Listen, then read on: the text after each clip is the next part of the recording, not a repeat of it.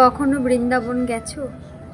শুনেছি, মনে করা হয় বৃন্দাবন যে কেউ যেতে পারে, কিন্তু বর্ষানা একমাত্র সেই যেতে পারে যাকে স্বয়ং শ্রীকৃষ্ণ ভগবান চান যে একে রাধারানীর সঙ্গে দেখা করাবো। একমাত্র সেই বর্ষানা সিঁড়িতে চাপতে পারবে। এই নিয়ে আমার দুবার বৃন্দাবন যাওয়া হলো। প্রথমবার 16 দিনের জন্য বাসে করে ট্যুরে গেছিলাম 2025 সালে মার্চ মাসে। তো তখন বৃন্দাবনে 3 দিন ছিলাম, কিন্তু বর্ষানা যেতে পারিনি। আবার আমি ট্রেনে করে গেছিলাম জুলাই মাসে, তখন ছিলাম 12 দিন বৃন্দাবনে। তখন আমি বর্ষানা যেতে পেরেছি। বর্ষানাটা পরিক্রমা করেছি, খুব ভালোভাবে দর্শন করেছি রাধারানীকে। প্রথম যখন বৃন্দাবনের অটলাচুন্নি থেকে আমি বাস ধরি, বাসে নিয়েছিল বর্ষানা যেতে 65 টাকা ভাড়া।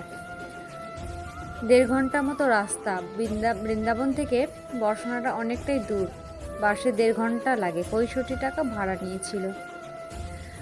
তো বর্ষানায় বাসে চাপার পর প্রচুর বৃষ্টি হচ্ছিল, প্রচুর বৃষ্টি।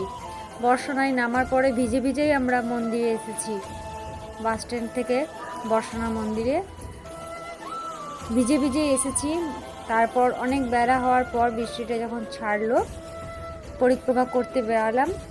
রাস্তায় তেমন লোকজন ছিল না, আমরা মা বেটাতেই পরিক্রমা করছিলাম। খুব ভালোভাবে দর্শন হয়েছে।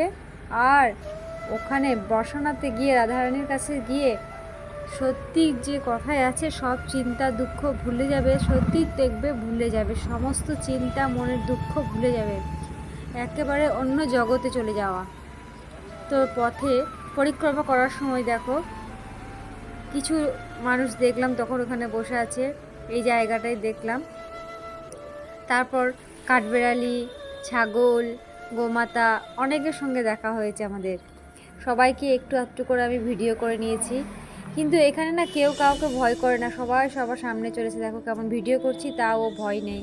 কেমন ছোলা পড়েছিল, সবাই ছোলা খেতে দিয়েছে, ছোলা খাচ্ছে।